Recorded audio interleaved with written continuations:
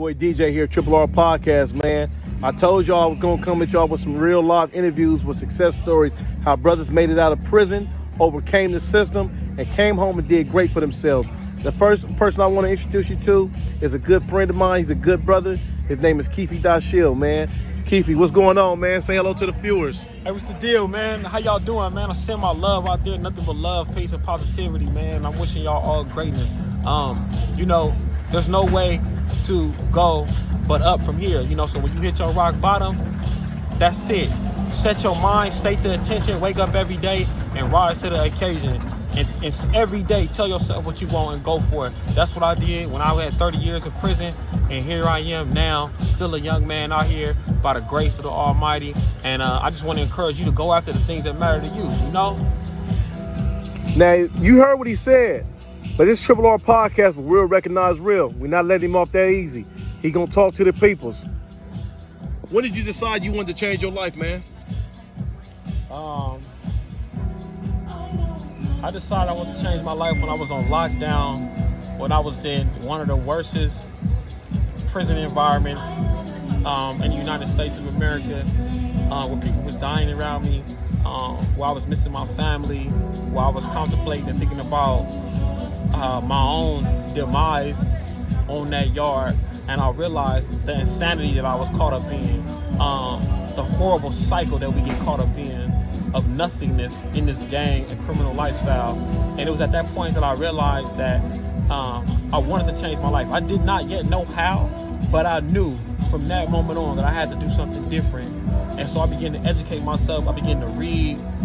I would get up at 6 in the morning, and from 6 in the morning to 6 at night, I would just read books and write. And I told myself that if a program ever opened up, I would not only take the program, but I would immerse myself in all programs. And that's what I did. At some point, I was able to, go to a lower level and get an education. And, the rest is history. What type of books were you reading while you were in prison? First I started off reading, at that time I was super religious, so I was reading the Bible front to back. And then I went out to read spiritual teachings. So You Call Yourself a Man by T.D. Jakes, Become a Better You by Joel Osteen. And then from there, I fell in love with history and culture. I started to read World's Great Men of Color by J.I. Rogers. I read the autobiography of Muhammad Ali, changed my life. I read the autobiography of Malcolm X, changed my life. Then after that, I started reading things about business and knowledge. This is all before I enrolled in college and all before I enrolled in the program. I was planting the seeds. So you got in college? I got in college. Eventually, I got in college. I got 2 degrees. I got my degree, my social and behavioral science degree, and I got my business and technology degree. Folks, in prison, 30 years in prison. He didn't do the 30 years. He was sentenced to 30 years in prison. What did he do? Did he give up? Did he quit? Did he feel sorry for himself? Did he say to himself, this is all I'm going to be, man. They already gave me 30 years. I might as well get comfortable in prison. No. You know why? Because people that are successful, they never get comfortable in their mire, in their demise. The difference between a sheep and a pig is this. You let a pig fall in mud, it wallows in it. It would feel so good. That's where it likes to be at. A sheep, you drop a sheep in some mud, he's going to scream because he don't belong there. Triple R Podcast. We ain't finished. The interview continues. What you got to do is you got to get comfortable with being uncomfortable, right? If you are too comfortable in life, in anything, then you are stagnant, and those who do not evolve die and they fail. And so you have to become unreasonable. You have to become delusional about your goals. I was delusional to think that I wouldn't do 30 years. I was delusional to think that I would beat life, right? But I did. But that's because I embraced discomfort. Every situation, in order for me to truly change, every situation that presented itself for me to feel like, oh man, I shouldn't, this is weird, I wouldn't did it anyway, because I knew that this is what I needed to do to succeed. And that's exactly what you need to do. Embrace discomfort. Don't settle for nothing, because you only got one life. What kind of life skills did you learn while you were in prison? While I was in prison, when I decided to change, I learned communication skills. I learned interpersonal skills. I learned how to. I learned emotional intelligence. I learned how to understand what I was thinking, how to understand what other people was thinking. I learned how to manage my emotions. And most importantly, like I learned how to do hard work. Like really, no matter what that was before me, I learned how to just dig deep and commit myself to one thing. What was your hardest day in prison? Man, hardest day in prison. There was many hard days in prison, but I would sum up those hard days under the banner of just when you realize that you just like you were alone. When those lockdown moments came, when those different riot moments came, and you realize that that nobody's gonna pressure you but you, that you have to make a decision. And it was scary moments because you have to reorient your whole thinking and change everything about yourself to succeed. Okay, when did you say to yourself that you deserved a chance? Because, I mean, you did go to prison for, what was it, double? Yeah, I went to prison for 2 attempted murders, gang-related crime, and also distributing crack cocaine. And I beat life. I was looking at 90 years with 4 life sentences, and I beat that. And I took a deal for 30 years because I would get life, right? And that took them 16 months to come to me with that. So I took that deal knowing I was going to get life. But you asked me, what was that again? What was your hardest day in prison? No, before, after that. What life skills you learned? Oh yeah, no.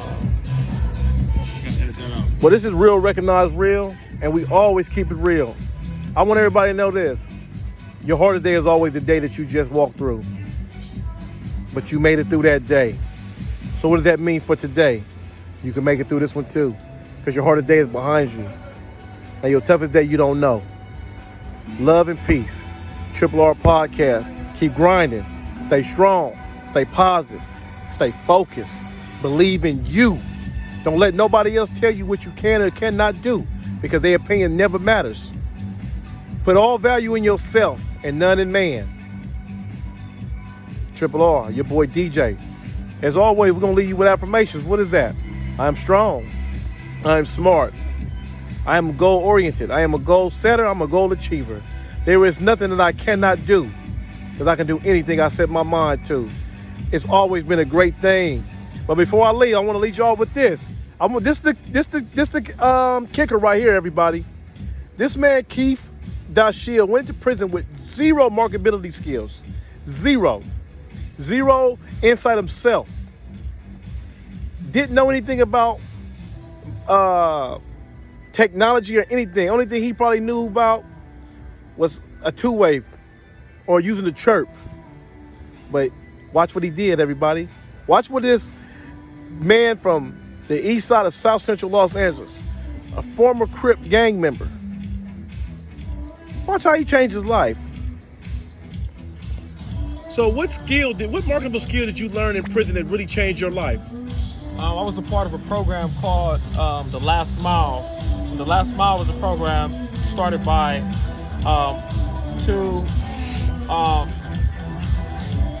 individuals who have a long history in Silicon Valley with being involved in the early startups and tech companies.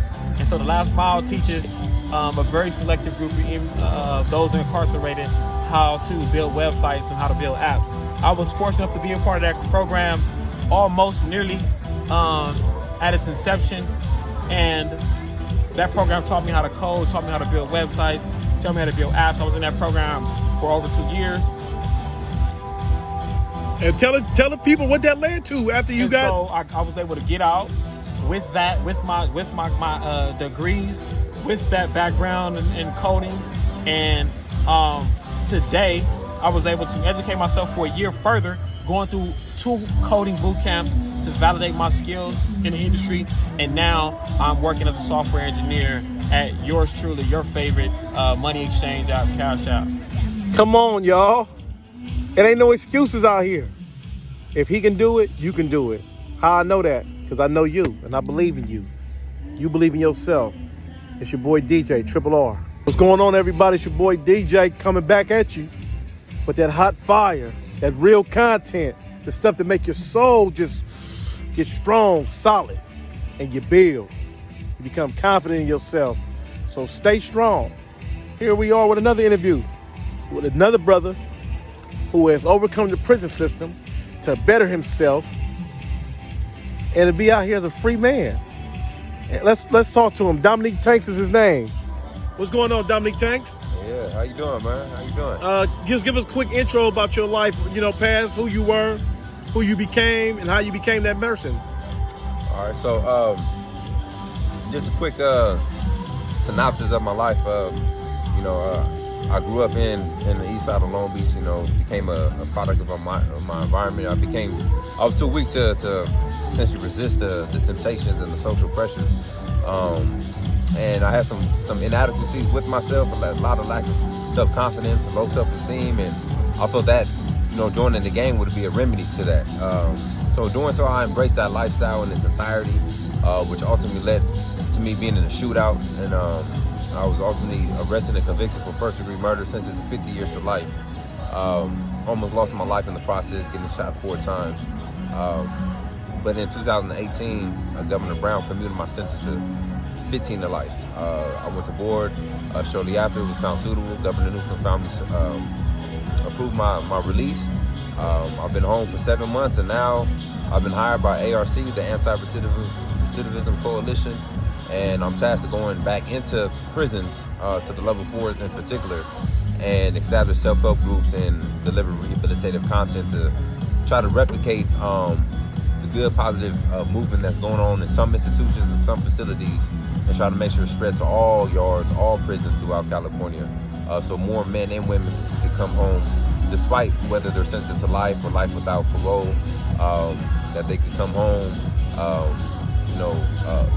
fully intact, mentally, spiritually, and emotionally, and become contributing members to their communities, to society, to their families, and to fulfill the role that they're meant to fulfill, instead of being considered an inmate and just a correctional number.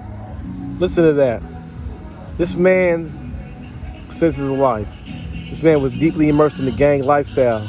Man was shot. A lot of reasons to feel sorry for yourself. A lot of reasons to be angry. A lot of reasons to blame people. What did he do? He looked within. He looked within himself. He grinded, everybody. He grinded. Listen to what he said. He said, I got my sentence commuted. What is that? Whoa, DJ, hold on. We don't know nothing about no commutation. What does that mean? Commuted? Only commutes I know is the commute to work. I ain't mad at you. I ain't know nothing about it either. But guess what?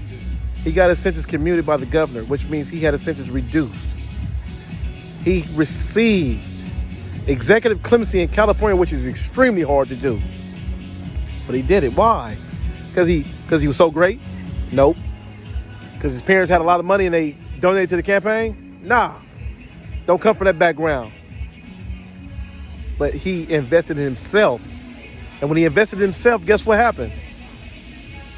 He went public, and himself as a corporation became a $1 billion corporation. And the governor saw that in him. And so he gave him the hope that the young man needed, the hope that he was fighting for. And he took off all that time on his sentence and gave him meaningful action at parole, and he obtained it. Let's keep talking to him. When did you decide you wanted to change your life, man? What was that about? Because here you were so deeply immersed with the Crips. I mean, why not just say, fuck it, this is Crip for life? What made you change your life? So there wasn't no exact pivotal moment in my life that said I could point to and say, okay, this is the moment where I said, I'm going to live differently. My mind came with a series of questioning myself, with self-examination, and it was like more of an arc in a way, instead of a sharp pivot. And after questioning yourself about the decisions you have made, the life that you have lived, and the beliefs that you thought was real, and when you begin to put that in the light, it don't hold up. And I had to really be honest with myself, and that is the most difficult and painful thing, to look in the darkest part of yourself and ask it questions, and don't shy away from the truth. And oftentimes I live in this shell of denial, because there was so much pain and hurt in my life that I I refused to acknowledge. I denied it. And that right there gave me permission to live a life of destruction, self-destruction. But when I began to dismantle those lies that I believed, I began to see the truth. It was ugly, it was hurtful, but that right there began to alter the trajectory of my life. And it took some years in order for that to happen. It was a long process, but a process nevertheless that occurred and happened, and allowed me to be here right now speaking to you on the rooftop in Venice Beach. You heard him, everybody. He dug deep. That's what you do. You can never be responsible for how somebody treats you, or where you're born into, the family you're born into, the neighborhood that your mom and dad choose to live in. What you are in charge of is yourself. You are your greatest resource. You are your greatest asset. Continue to invest in yourself. Continue to believe in yourself. And you too can come out of whatever hole you are in. Triple R Podcast. Like, share, comment. Tell a friend. We're giving you that real. We're giving you that real. You heard me? That real. Yeah. As always, we're going to leave with affirmation. What are you? What are you today? You're successful. I don't care what you're going through. You're successful today. Why? Because you're working. You don't want what you used to be. You've gotten over your hardest day. So guess what? Today I'm powerful. Today I'm focused. I'm great. And I'm great on purpose because I choose to be great. I love y'all.